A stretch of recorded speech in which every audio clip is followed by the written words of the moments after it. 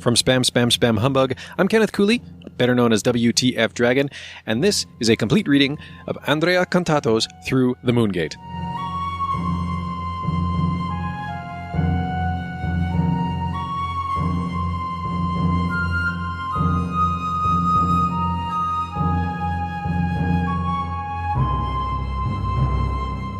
Chapter 5.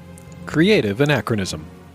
Yeah, the Society of Creative Anachronism. I'm still a member, but less active than I was. If you know any local SCA people, you'll probably recognize their names in the game, along with the names of most of the employees here at Origin, close friends, whoever's walking outside in the hall. Richard Garriott, Lord British, A Fantasy Interview, April 23rd, 1992, by David Taylor. They told me to bring my demon painting because they wanted to show it to Steve Jackson, who happened to be the local baron at the time. When in medieval garb I showed the painting to Steve, he looked at it and said he wanted it for the cover of the Space Gamer magazine. And so, surrounded by knights and ladies in waiting, I made my first professional sale to Steve Jackson Games for $250 and began my career. Dennis Lubay, interview with Dennis Lubay, the first artist hired at Steve Jackson Games, 2015. As at Oklahoma University during summer camp, Richard's first weeks in Austin were a source of frustration. Because of his shy personality, it was difficult for him to fit into a new environment, and the distance from home made it challenging for him to work constructively on the new game. Although he had brought his trusty Apple II with him, programming languished. Sparse contact with Kenneth Arnold required the two to work separately, without knowing what the other was doing, and this often resulted in days of work ending up as unusable. In California, CPCC had put their staff to work, and within a few months, the first copies of Akalabeth, World of Doom, would start to arrive in shops, thanks to Remmer's network and personal connections, and the distributor, Soft Cell Computer Products Incorporated. Meanwhile, Richard was isolated and alone. Not by his own volition, but due to having difficulty breaking the ice with his new classmates. As often as he could, he went home to Houston and tried to carry on his work, but his morale slowly began to spiral downwards.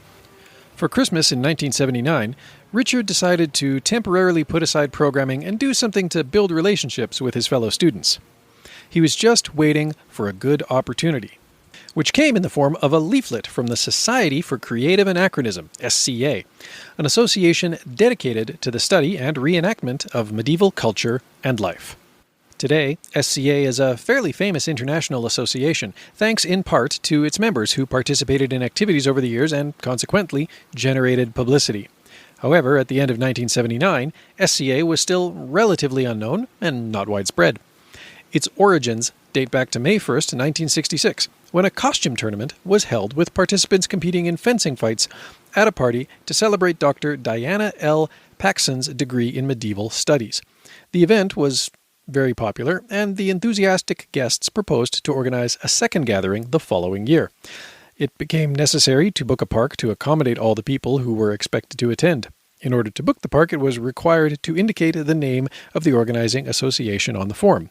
Writer Marion Zimmer Bradley had been involved in the group's activities from the start and proposed the name Berkeley Society for Creative Anachronism. Her suggestion was immediately liked and accepted. Initially, BSCA's activities were limited to the University of Berkeley's California campus.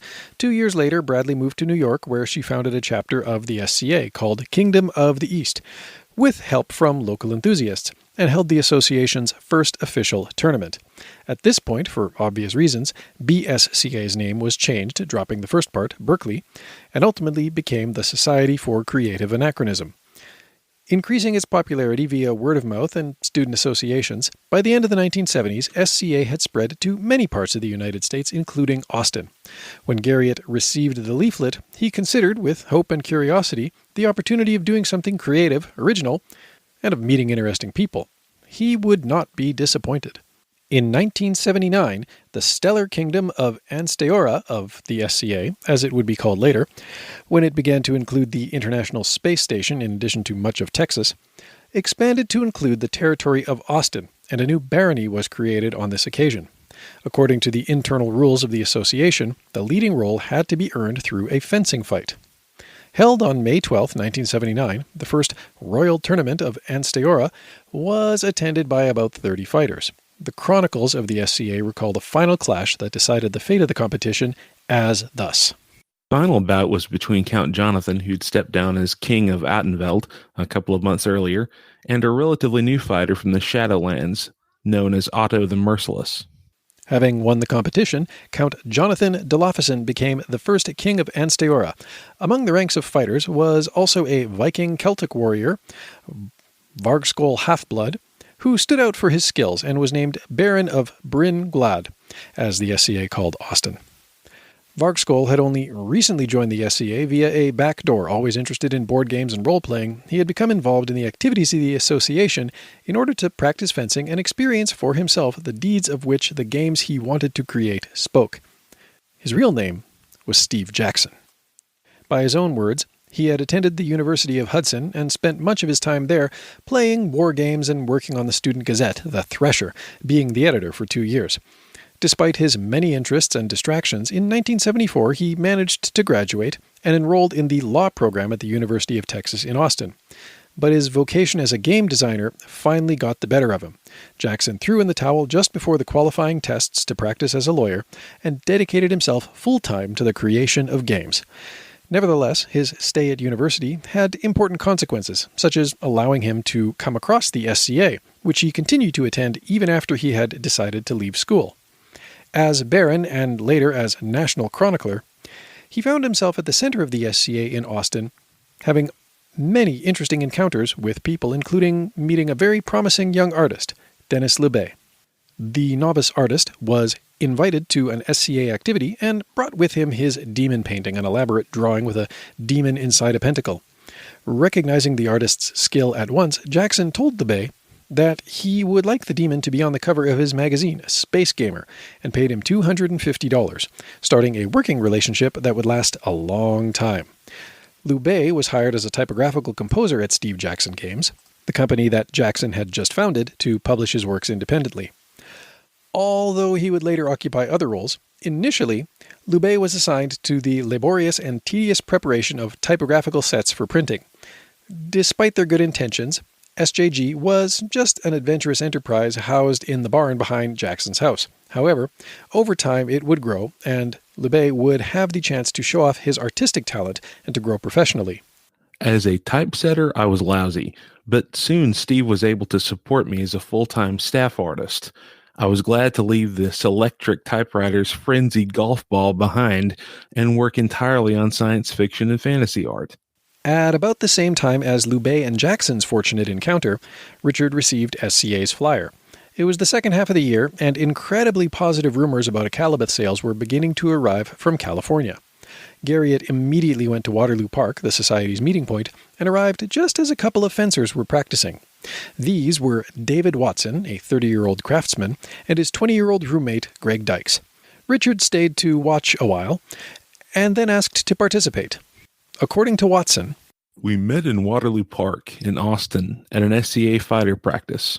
He was a skinny kid with really fast reflexes who wanted to use his fencing training on a wider field. He and my pal Greg Dykes, Dupre, hit it off right away, and the three of us went to some SCA events together. I had a reliable car." More than a decade older than the others, Richard thought that Watson was an eccentric and very interesting personality. A skilled arbalist, Watson had chosen the name YOLO for himself in the SCA. That's IOLO, by the way, in case you were thinking of the more modern acronym YOLO, which is typically pronounced the same. In spring of 1979, I was in the local park, Shoal Creek Park in Austin, and discovered local medievalists were having a spring recruiting fair. They had fencing, sword and shield combat, music, and a number of silly games. The people were friendly, and I had a lute. So we sat down and played some music. The group met in that park every Sunday afternoon, so I showed up the next Sunday for more. I was hooked.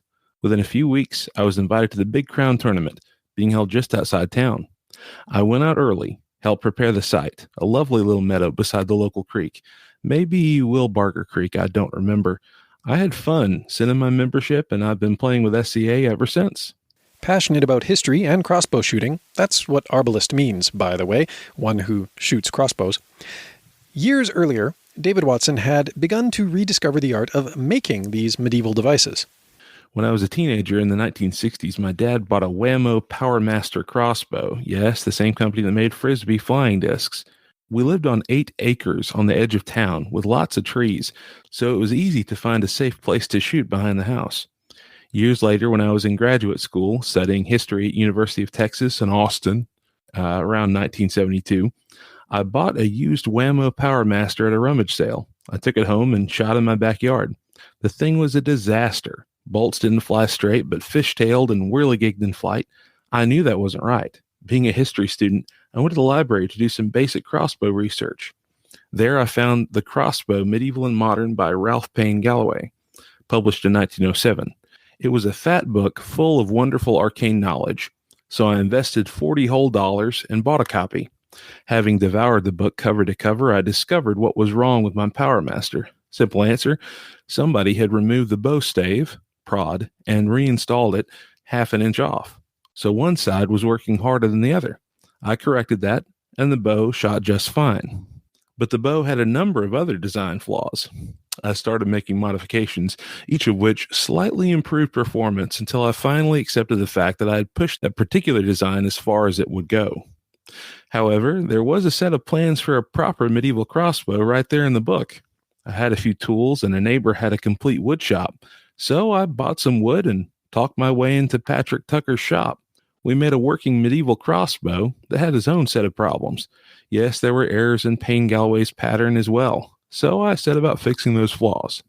When he arrived at the SCA, Iolo immediately made himself known for his incredible crossbows, which led him to change his job and become a professional craftsman, a job that, to date, he has yet to abandon. Everybody there thought my crossbow was great, so I made one for a friend, then another, and another. Things were getting out of hand. Next, I discovered a company from which I could mail order inexpensive aluminum alloy bow staves, prods, or lathes, instead of the built-up fiberglass things we've been using. The cheap aluminum prods made it possible for me to make and sell crossbows to friends and at medieval fairs. So around 1981, I quit my day job and started making crossbows for sale, mostly to other medieval nuts, and New World Arbalist was born. The business has never made much money, but with my wife's job as a tech writer for the Texas Highway Department, we made enough to get by. Eventually, we found suppliers for steel bows to augment sales of the cheaper aluminum ones, and I started offering stronger bows for hunting and longer-range target practice. So here we are, 38 years later, and I'm still making a few crossbows, by hand, as always. Still, the main interest of the three, Garriott, Watson, and Dykes, was fencing with rapiers.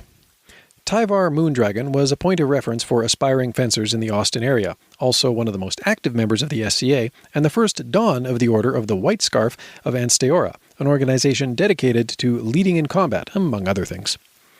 Within the White Scarf, Christian Richard Dupre was number 4, Iolo Fitzowen, number 9, Gwenllian Gwalchgaeth, Watson's future partner, number 14, and Chamino Sal Desil, then a cadet of Dupre, scarf number 28. And if you're not familiar with that name, Chamino, a rearrangement of Shimano, you may recall them as manufacturers of excellent bicycle parts, well, that was Richard Garriott. Beyond the necessary demonstrations of respect due to the ranks and functions performed by some members of the SCA, the environment of the Order of the White Scarf was very informal and amicable. There was no shortage of jokes in the friendly atmosphere in which Tyvar Moondragon, despite his leadership role, summarized everything with an effective wisecrack. They think I'm important. I think they've been screwed. In this environment, it is easy to imagine how the Dawn cards could be compiled. A set of typewritten sheets dedicated to the Dawns of the Order, accompanied by a photograph of the holder and a description very similar to that of a character card in role-playing games, with clearly useless characteristics evaluated on a scale from 1 to 4. Chamino himself was portrayed in one of the Dawn cards with his favorite phrase. And then he said, "Want to buy a duck?" Dykes and Watson were interested in more than SCA's fencing, pranks, or social activities. Watson was already a skilled craftsman at the time, and the two came across the research of a British forensic pathologist named Bernard Knight. In Knight's article, Some Medico-Legal Aspects of Stab Wounds, Dupre and Iolo discovered that the resistance of the human body to the penetration of blades was mainly due to the top layer of the skin, which is capable of withstanding between 1 to 6 pounds of force before tearing. Experimenting, the two came to the conclusion that a thin strip of leather, soaked in water, had a similar resistance to that of human skin. Based on this, Yolo and Dupre built a device they called the Machine in order to have an instrument to measure their combat skills. It consisted of a small target with a strip of wet leather that was used to measure the force of each blow. The result was quite impressive. We had no way of calibrating passant shots, touches that seemed to slide off the victim without doing any damage. The draw cut machine seemed to be good for that, so I took my sharp rapier, really sharp, and tried to just skim a shot off the rawhide on the pipe. Oops, it actually went in. So I tried again. Oops, went in again. I discovered I could not make the blade slide off the target if the tip actually made contact, no matter how flat the angle. Thus, we proved those shots where the recipient claimed the tip just skipped off their jacket. Sorry, fella, that's in there. Doesn't necessarily mean it would prove to be an incapacitating shot, but it's not nothing. According to David, Richard was a skilled fencer, even more so than his training buddies. Richard was a very good fencer, fast and accurate. He quickly rose to the top of the list and was awarded a white scarf. That made him part of the de facto group that ran SCA fencing in Texas. Practicing fencing wasn't only done for tournaments. Between Richard and Greg Dykes, a friendly and playful rivalry was immediately born, which led them to explore the limits of their abilities by inventing increasingly bizarre ways to fight. Richard and Dupre had a rivalry that eventually led to a set of duck feet and a duck bill to be worn while fencing. Fencing was also an excellent way of solemnly resolving, in an old-fashioned way, the playful contrasts that sometimes arose between members of the SCA. In particular, Richard had soon begun calling Greg with the nickname Super Duper, derived from mispronouncing Dyke's battle name Dupre within the SCA. Long taunted by his friend, Dupre, now annoyed, challenged Chamino to a duel, but lost, allowing Chamino to continue calling him by the insufferable nickname for another 6 months. Contrary to one might think, the three were inseparable, bound by a friendship that survived for over 4 decades, and any excuse was a good one for duels. Soon, Richard was completely absorbed by the SCA and found himself spending countless hours immersed in its imaginative medieval world, along with trusted Dupre and Yolo. Having to choose a different name for himself to use at SCA events rather than the formal-sounding Lord British that Remmers liked so much, he preferred the low-key moniker Chamino Sal Desil. This was the name he had initially signed the Computerland version of Akalabeth with, and that he had often used during role-playing sessions. As with Akalabeth, Richard had created the name Chamino inspired by an already existing name. In this case, as previously mentioned, the brand of his bike, Shimano. But with a typo.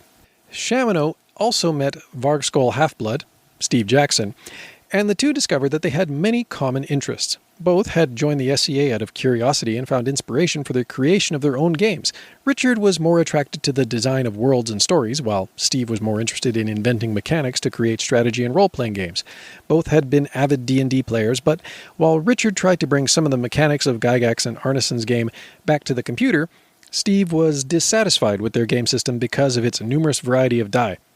Early models of 20-sided die, for example, tended to wear out quickly, and they eventually ended up with rounded corners, requiring multiple dice rolls to achieve a clear and unambiguous result.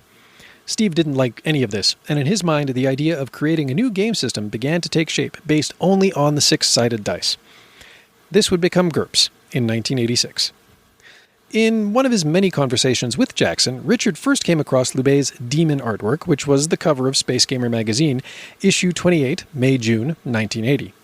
According to Lubay, Richard liked the demon painting when he saw it at Steve Jackson Games and bought the rights from Steve Jackson to use it as the cover to Akalabeth. Until then, Akalabeth had been printed in the so-called Castle edition, and its cover art was simple, depicting a castle. However, the first print was now sold out, and Richard took the opportunity to propose that CPCC use Lubay's artwork for the second print of Akalabeth. Garriott often talked to Jackson about his computer projects. Steve was also interested in computers, but didn't have time to follow it seriously since he already had enough to do for his magazine and his small board games company. Very often the discussions between the two concerned topics that had little to do with SCA, as they were both happy to submit their games to the other members of the club for feedback.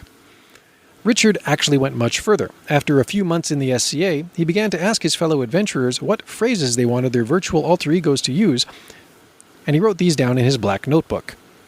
He had already entertained the idea of including characters in his games which were created based on the images of SCA members that he was in close contact with. In doing so, Richard believed that he could create more realistic characters. Towards the end of the academic year, it became apparent that Akalabeth was about to become a commercial success and a generous source of income for its programmer because of the high percentage of royalties that had been reserved for Garriott. When the money started to come in, Richard's life changed quickly. The first thing he did was scrap the old Subaru that his brother Robert had left him and bought a new car that would replace it the following year, a Mitsubishi Starion. His look also changed radically. Richard started dressing in leather jackets, a habit that he would stick to for a long time. The most important effect of the unexpected and great success of his game, however, was that he suddenly found himself having to manage more money than his father would earn in a whole year at NASA. Richard's personality also underwent a transformation that his companions at the society didn't like very much. At one point, some of them decided to address this and told him that they felt success had gone to his head. Then came the ultimatum. Richard either had to change his behavior or be discharged. Initially, Richard did not want to accept any judgment from his friends. His first reaction was to feel outraged, having tried to share his newfound wealth with them. Richard could not immediately understand what was wrong with his behavior. Slowly, the truth in their words began to sink in, and Richard realized that he had allowed himself to get carried away. To make amends, he promised to show off less and to work harder. In reality, not everyone noticed changes in Richard's attitude, but one thing that did change was the birthday parties that he used to organize for himself, which fell on Independence Day. According to David Watson, I never observed any jerk behavior on Richard's part, but I would say the really big birthday parties ramped down after Thunderdome. Meanwhile, in California, despite Akalabeth's sales going well, the Remmers started experiencing difficulties. CPCC had some great programmers under contract, like Bill Budge, who had scored several excellent titles, including the Trilogy of Games and the 3D Graphics System and Game Tool, which had sold very profitably to universities around the world. But accounts still didn't add up, and CPCC needed a new success to get its budget balanced. The pressure on Garriott to get to work on a new game, possibly a sequel to Akalabeth, began to grow. Progress on the new project had been very poor due to several factors: his distance from collaborator Ken Arnold in Houston, spending too much time at SCA events, and leisurely enjoying his sudden wealth. The ultimatum of his closest friends in Austin, pressure from CPCC, and a renewed determination to give a positive direction to his life helped him get back to work. But by nature, Richard was, in the words of his mother Helen, a teenage dreamer with a perfectionist streak. His parents, still thinking that writing games was not a legitimate career path, considered the success of Akalabeth as a bizarre anomaly and advised Richard to take advantage of the opportunity, as long as it lasted, after which he would have to find a real job. If Akalabeth had changed from a school experiment to a commercial game by chance, Richard's next title had to be designed to be sold to the public. Before there was a storyline, the prototype already had a name: Ultimatum. As with many other titles, Richard chose it by chance, and also because of the fact that it sounded very badass. Unfortunately, he later learned that Ultimatum was already registered as a trademark some years earlier for a wargame set in a hypothetical clash between the United States and the Soviet Union. Without losing his enthusiasm, Richard shortened the name to Ultima and continued with his work. Creating a microcomputer game in the early 1980s was possible for anyone with enough imagination, determination, and good programming skill. No special hardware was required, and very often no license was needed. The total costs were therefore limited to the purchase of the platform on which the game would be developed. These circumstances allowed for the birth of numerous home software creators: Richard Garriott, Silas Warner, Bill Budge, John Freeman, and Jeff Johnson. These were all the vanguard of a multitude of software creators, both recreational and professional, who were trying their luck in the rapidly expanding consumer computing market. CPCC was pushing for a product in the shortest time possible, but this time Richard didn't want to take a risk with an amateur product and did everything to create something new. Completely rewriting the game would have taken too long, so Garriott decided to keep much of the code developed for Akalabeth, improve it, and reuse it within Ultima. Kenneth Arnold did his best to convince his colleague to abandon BASIC and move on to assembly, but Richard, who didn't know that language, was in a hurry to take action. The two came to an agreement. As Arnold tells it, One day at Computerland, I told Richard something like, "You know what, Richard? With a little work, your program could become a game at least as good as the ones we're selling. You'd have to switch to assembly language to make it fast enough." Richard's reaction was immediate. "Bleck, assembly language? Too tedious." But I persisted. I told him I would write the parts that needed to be fast, and he could concentrate on the game logic, which didn't have to be as fast. With Akalabeth, Richard had pushed BASIC to its limits, exploiting much of the potential of Applesoft. Since there was little room for improvement, he let Arnold take care of some sections in assembly, writing them more efficiently to save memory and increase the speed of the game. His experience was extremely helpful in writing a graphics engine that would have been impossible with BASIC, or at least too slow to be playable. Richard, meanwhile, started working on the plot and focused on creating the world. He had great ambitions for the creation of the world. Having filled his notebook during SCA meetings, this time he wanted to give his new game a different feel. Abandoning the random generation of the world, he wanted to create continents, rivers, cities, and points of interest, populating them with characters that had names and something to say. They now faced the problem of the Apple II's limited memory, into which they had to fit the program, game data, and the world that Richard wanted to draw personally. Arnold's part was much more efficient than anything Richard could devise in BASIC, but despite this, he couldn't draw pixel by pixel the world that Garriott had in mind. To be able to store so much data would require more than the entire memory of the Apple II, or the 2 floppy disks on which he managed to store the game. The high-resolution and mixed mode of the Apple II was 280 by 192 pixels with up to 6 colors. The last 32 lines of the screen were reserved for 4 lines of text used for the dialog box and counters for life, gold, and food, as in Akalabeth. The upper part of the display was divided into tiles, 20 by 10, each 14 by 16 pixels, and from these they began to prepare the Ultima game world map, which was composed of 4 continents. To save space, they cleverly recycled the same shapes several times, rotating and fitting them together so as to obtain 4 continents that were apparently different but essentially composed of the same elements. At this point, all that remained was to draw the tile set to compose the surface world geography and make sure that everything worked with Ken's components. Having to do it by hand, this process was anything but simple. The two drew each 14 by 16 tile on a sheet of squared paper. The next step was to translate these drawings into binary code, and then translate that resulting code into hexadecimal, which is ultimately what would be saved to disk. Finally, they had to start the game and check if the result was the desired one. Ken Arnold again. I remember working with Richard on tile editing for Ultima 1 through the night in the Computerland store. We got so tired and delirious that we were laughing hysterically, saying, "That looks awful," about each other's tiles. The graphics resolution and other limitations were pretty extreme, but we managed to come up with a respectable set of tiles. It was mostly Richard's work. I just served as advisor, explaining why certain colors couldn't be adjacent to certain other colors because of the way the hardware worked. Since each tile had to be hand-drawn, calculated, and inserted into the game, Richard and Arnold did not create a very large tile set, limiting themselves to only 16 tiles for the overworld, the surface world, and city maps.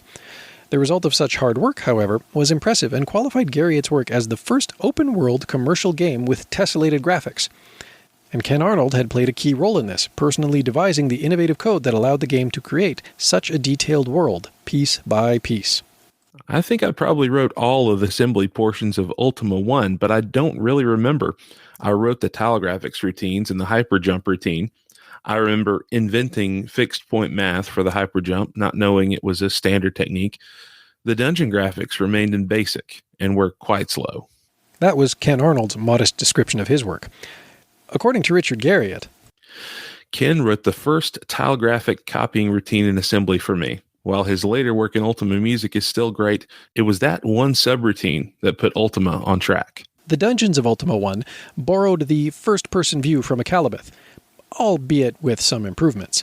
The game no longer needed a lucky number, the seed for Akalabeth's pseudo-random generation, but Richard didn't want to deviate too much from the system he had designed for the dungeons in that game.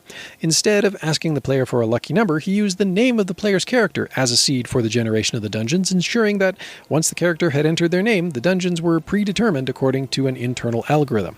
While still written in Applesoft BASIC, the dungeon generation and display routine were enhanced, including an increased number of enemies and the ability to display longer, more complex corridors. When the game was completed, Garriott sent it to CPCC, which at last could begin to prepare it for mass production. Expectations were high. Akalabeth had come in second in SoftTalk's top 30 ranking of games, and the entire market for microcomputer software was warming up. The game that Garriott handed over to CPCC was in many ways as innovative a title as Akalabeth had been, but much better planned than his debut work. When players traveled over its surface world, Arnold's efficiently written code kicked in, speeding up the game's rendering, and therefore, presenting them with a vast and detailed world in a way that had never been seen before, in which the player could explore the castle of the Lord British, various dungeons, and, for the first time, cities. On the other hand, when the game moved into the dungeons, the execution was very slow, even slower than a Calabeth's. CPCC set all its forces in motion to get the game to market as quickly as possible, and in June 1981, Ultima made its official debut in stores across North America. It would soon face a fearsome competitor, but sales results were very encouraging and in line with CPCC's high expectations. Unfortunately for Al Remmer's company, this would be its last successful title. Shortly after the publication of Ultima, CPCC would close its doors for good. However, Richard Garriott's star would continue to rise in the video game industry, as Ultima demonstrated that a Calabeth's success was not the result of coincidence or luck, but something more. To learn more, subscribe to Spam Spam Spam Humbug on Apple Podcasts, Google Play, Spotify, Stitcher, or wherever you get your podcasts. You can also find us on Anchor.fm at anchor.fm/SSSH podcast or at spamspamspamhumbug.com.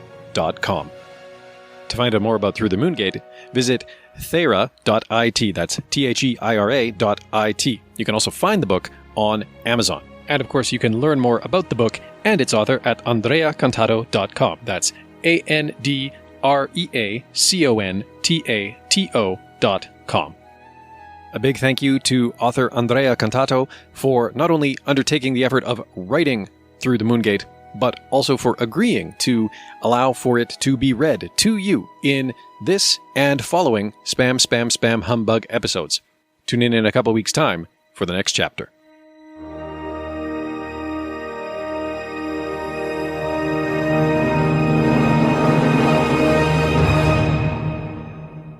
I'm going to make some games, and I'll show them to you when I'm done.